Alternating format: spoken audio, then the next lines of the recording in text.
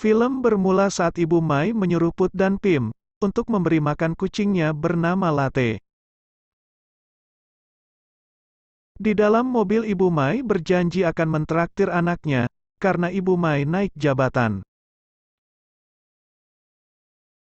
Pim pulang ke rumah ada Put dan temannya yang brengsek, mengikuti Pim sampai kamarnya dan mengintip Pim ganti baju. Put hanya bisa diam karena diancam oleh temannya, kalau melawan video Pim akan disebar, dan sebelumnya Pim direkam lagi mandi oleh seseorang. Pim menagih janji ibu untuk mentraktir, akan tetapi ibu sibuk, dan Pim menyuruh ibu agar Put menjauhi Fem, karena dia sering mengintipku saat ganti baju. Setiba di luar hujan deras, Ibu Mai melihat handphone, tiba-tiba di depan sudah ada mobil, dan terjadilah tabrakan sehingga Ibu Mai dilarikan di rumah sakit. Datang ayahnya Mai memberi kabar buruk, bahwa ibumu habis kecelakaan. Setiba di rumah sakit, Pim nangis histeris. Datang seorang ibu-ibu tua bukan lain ibu dari Ibu Mai, dan mengajak Pim dan Put untuk tinggal sementara di rumahnya, sampai keadaan ibumu membaik.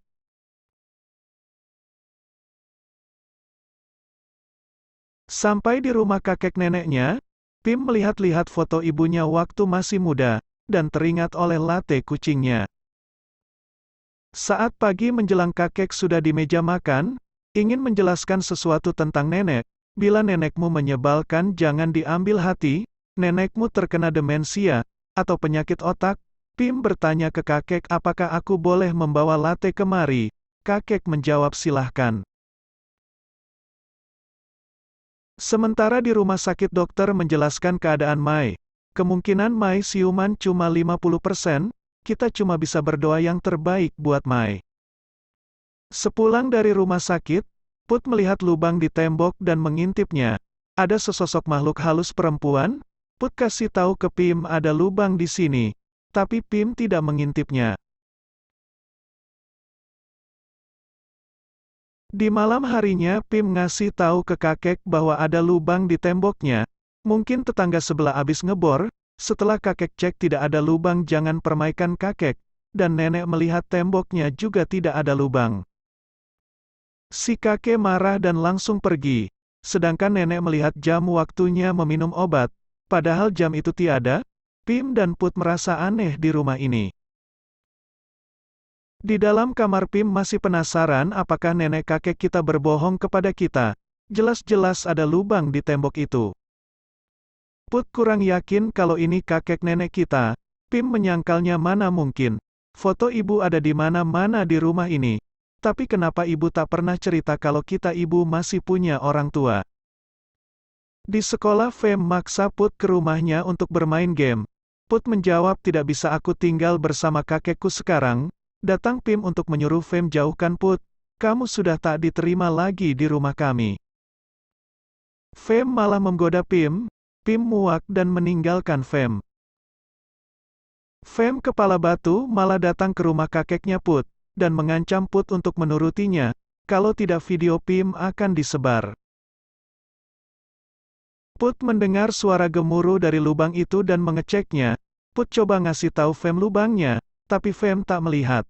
Put coba mengintip, dan melihat perempuan kecil memuntahkan darah. Put kaget dan langsung menyuruh Fem untuk melihat. Fem meraba-raba dan langsung dijedotin mukanya ke tembok oleh makhluk itu sehingga Fem mimisan. Put dituduh Fem menjedotkan kepalanya ke tembok. Pim datang dan langsung mengusir Fem. Dengan sangat kesal Fem pergi dan meninggalkan handphonenya.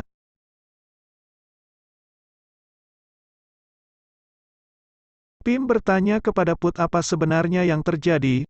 Put jujur sebenarnya Fem memiliki video kakak lagi mandi di sekolah, dan akan menyebarkannya. Pim langsung tercengang. Tidak lama kemudian nenek datang dan penyakitnya kumat. Melihat Put seperti penjahat, Put menyadarkan ini aku cucumu Nek. Nenek sadar kalau itu cucunya dan melihat jam dinding yang gak pernah ada. Pim dan Put merasa aneh. Di malam harinya mereka kaget ada suara teriakan. Kakek coba mengeceknya, ternyata nenek sedang kumat penyakitnya. Nenek tak terkendali dan menuduh kakek berbuat jahat.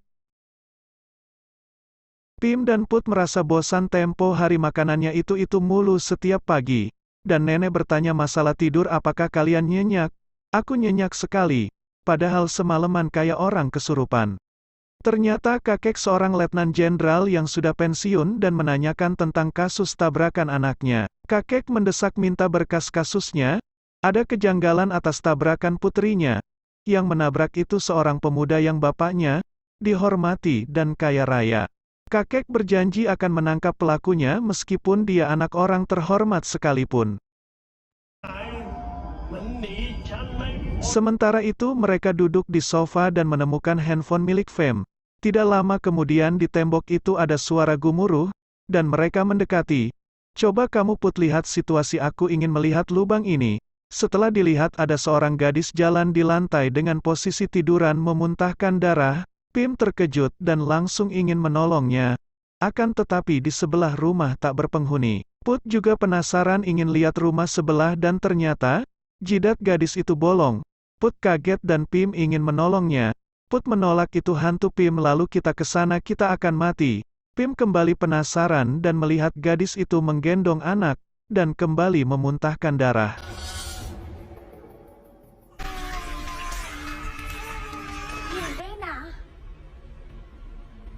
Put bertanya, apa yang kamu lihat? Aku melihat gadis itu menggendong anak dan memuntahkan darah. Akan tetapi kenapa di situ malam? Padahal hari ini sangat cerah. Di malam harinya, Pim mengecek handphone Fem dan menghapus videonya. Di malam harinya Put merasa diawasi dan ngumpet di dalam selimut sambil mengintip ke arah Pim. Ternyata gadis itu sedang mengelus Pim. Put terkaget dan terjatuh sambil berteriak. Put, apa yang terjadi ini? Aku Pim. Aku melihat gadis itu di kamar ini sebelah situ. Sudahlah Put, tidur, besok sekolah. Keesokan harinya Pim membuka selimut Put, dan melihat Put sedang sakit mengeluarkan darah. Pim coba panggil nenek tapi Put melarangnya, aku tetap ingin pergi ke sekolah. Kakek sangat kecewa dan akan membalaskan dendam kepada penabrak mobil itu. Nenek terus memaksa Pet menghabiskan susu. Pet tak sengaja menjatuhkan gelas susu itu, dan latte meminumnya juga. Di sisi lain Pim jadi kapten kembali, dan melabrak Peu. Pim melihat chatan Fem dan Peu tentang video Pim, lalu pelatih datang dan langsung menghukum Peu. Pim melihat kondisi adiknya bertambah buruk. Put ingin sekali pergi dari rumah ini. Lubang itu selalu memanggilku dan aku selalu ingin melihat lubang itu lagi. Put mengeluarkan darah lagi. Mereka memberanikan diri melihat lubang itu lagi. Pim melihat anak kecil itu merangkak dan ada seorang laki-laki mabuk tidak menolongnya. Mereka mulai sadar lubang itu mirip dengan rumah ini, dan hantu itu seolah-olah memberi isyarat kematiannya lewat mereka berdua.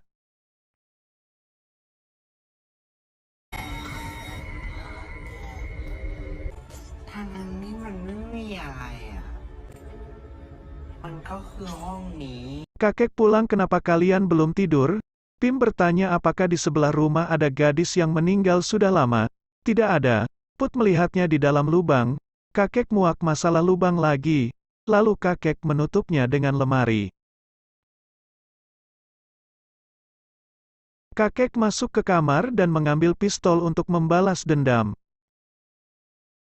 Lagi asik tidur, lemari itu jatuh dan membangunkan mereka bertiga. Anak pemuda itu sudah dibuntuti oleh kakek. Tanpa basa-basi kakek menyiramkan botol minuman ke wajah pemuda itu dan langsung membakarnya hidup-hidup. Sementara Mai di rumah sakit siuman, dan bertanya, di mana anakku? Di rumah ayahmu, setauku. Tolong lepaskan aku, mereka harus keluar dari rumah itu. Lagi bersih-bersih lubang itu bergemuruh kembali. Apakah nenek mendengar suara itu? Nenek membuka rahasia, selama 15 tahun nenek diteror oleh lubang itu. Tapi kakek tidak percaya perkataan nenek, dan nenek dikasih obat pelupa selama 15 tahun. Pim memaksa untuk melihat lubang itu, nenek melarangnya. Pim melihat ibunya Mai saat muda menggendong anak kecil dan mencari anaknya yang lain hilang. Pemuda yang tidur di sofa bernama Krit sedang mabuk. Ternyata anak itu terjebak di dalam lemari dan meminum racun. Mai berhasil kabur untuk menyelamatkan anaknya. Nenek bercerita tentang kematian Pinya, tapi cerita itu tak semuanya benar. Ada cerita yang nenek tutupi. Nenek berbohong bahwa Krit telah lalai menjaga Pinya. Padahal itu skenario nenek untuk menjebak Krit. Agar Krit menjadi pelakunya, kakek juga bikin skenario kematian Krit. Berbohong mengambil pistol miliknya padahal kakek yang tembak sendiri. Sampai sini kebohongan mereka belum ketahuan. Put batuk darah lagi tapi nenek memaksa untuk meminum susu. Pim bilang ke nenek ayo kita bawa ke rumah sakit tapi nenek mengabaikannya. Mai berteriak jangan kau ganggu anak-anakku ayo kita pulang. Saat ingin keluar rumah ada kakek memegang pistol dan menyuruh mereka masuk kembali. Mai bertanya apakah benar Krit mati bunuh diri. Tidak mungkin Krit bunuh diri, coba jelaskan kepadaku. Pim bercerita ke ibunya, nenek tidak mau bawa Put ke rumah sakit, tapi malah mengasih susu terus secara paksa. Apakah di dalam ini ada racun yang apakah aku boleh minum? Nenek melarangnya dan langsung melemparkan gelas susu itu ke tembok. Mai mendesak ibunya supaya berkata jujur. Akhirnya ibu mengakui kesalahannya. Kamu sempurna Mai sedang Krit cuma seorang berandalan, dan kau melahirkan anak yang cacat. Jangan salahkan ibu melakukan ini. Biar gimana pun kau tetap orang tuaku, ku mohon jangan ganggu keluargaku lagi. Sampai di rumah Mai cerita tentang Pinya dan ayahnya, mereka sangat menyayangimu. Mai bertanya kenapa kau tahu tentang ayahmu juga? Aku melihatnya dari lubang. Sebenarnya ibu sudah lama melihat lubang itu tapi ibu meninggalkan rumah itu karena dibayang-bayangi ibu lubang itu terus. Di malamnya kakek ditelepon oleh pihak kepolisian tentang kematian Cihayut. Polisi menemukan bukti baru di dashboard mobil Cihayut, bahwa benar temannya lah yang mengendarai dan menabrak Mai. Nenek berteriak dalam imajinasinya Pinya menyerang. Tak kuat menerima tekanan akhirnya nenek meminum racun. Sedangkan kakek melihat Cihayut menjadi hantu dan badannya terbakar. Lalu kakek menembaknya, bukan lain itu nenek. Karena kakek sudah stres akhirnya kakek bunuh diri dengan pistolnya dan film pun berakhir.